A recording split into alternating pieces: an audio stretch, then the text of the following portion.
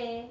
Bueno, y parece que ha llegado final de curso, entonces toca recordar un poquito qué es lo que hemos estado haciendo.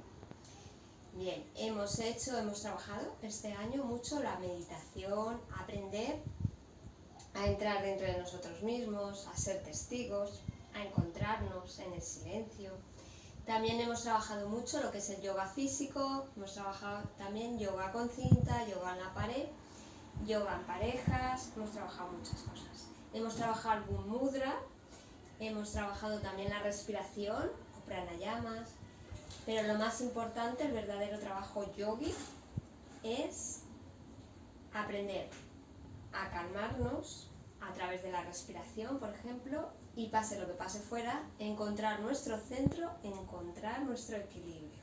Este es el verdadero trabajo yogi.